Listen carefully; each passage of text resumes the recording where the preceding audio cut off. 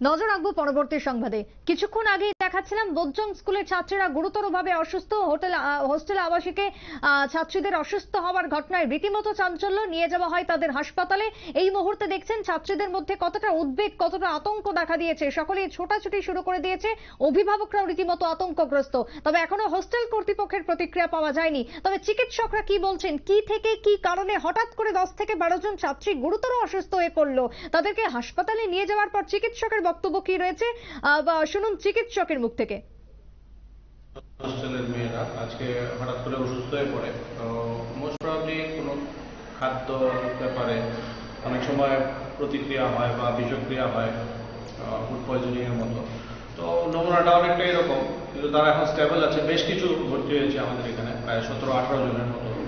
আবার কেউ কেউ ছুটি পেয়ে চলে যাচ্ছে ওষুধ দেওয়ার পরে।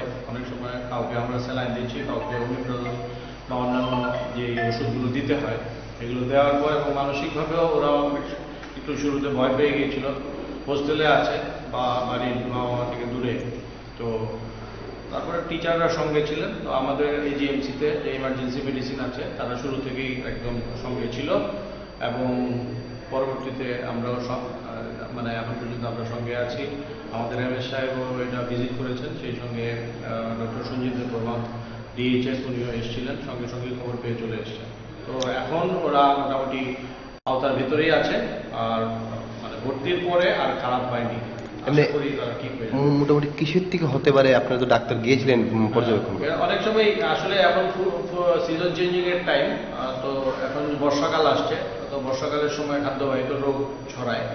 তো ওইখান থেকে হতে পারে, বা ফুড পয়জনিং হতে পারে, বা অনেক সময় কি হয় অতিরিক্ত স্ট্রেসেও বাচ্চাদের এরকম হয়। পরীক্ষা টরীক্ষা চলছে, তো আমি শুনেছি যে পরীক্ষা আছে, তো পরীক্ষার সময় বাচ্চাদের খাওয়া দাওয়া ঠিক মতো হয় না বা টেনশনে থাকে।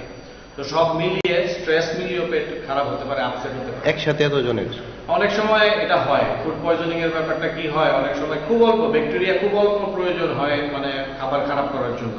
1 চামচ ব্যাকটেরিয়া দিয়ে আপনি আগরতলা শহরের সব মানুষের পেট খারাপ হয়ে যেতে পারে, তো মানে ক্ষতিকর ব্যাকটেরিয়া দিয়ে।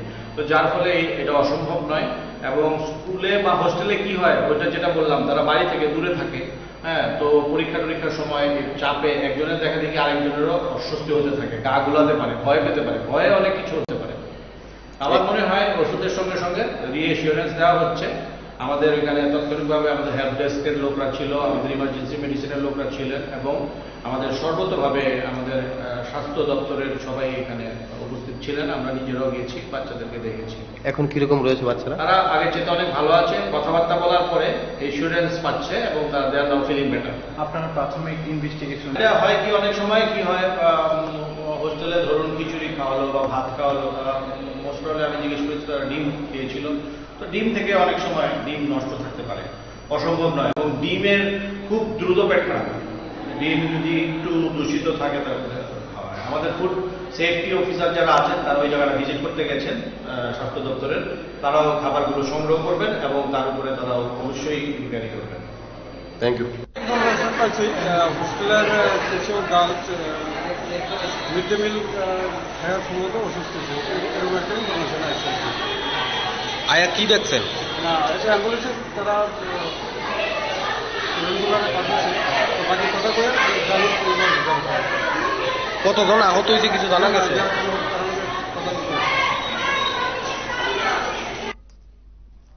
আপনারা শুনলেন প্রথমে এই চিকিৎসকের বক্তব্য, কনক চৌধুরীর বক্তব্য শোনালাম, এবং তার সাথে যারা অসুস্থ হয়েছে সেই অসুস্থতার কারণ প্রসঙ্গে প্রাথমিকভাবে জানা যাচ্ছে যে কোনো খাবার থেকে, কোনো ফুড পয়জনিং থেকে এই অসুস্থতা, আবার অন্যদিকে স্ট্রেস থেকেও এই অসুস্থতা হতে পারে। তবে অনেকেই এখন সুস্থ রয়েছেন, ওষুধ দিয়ে ছেড়ে দেওয়া হয়েছে, পরিস্থিতি স্বাভাবিকে রয়েছে, আন্ডার কন্ট্রোল, এমনটাই জানিয়েছেন চিকিৎসক।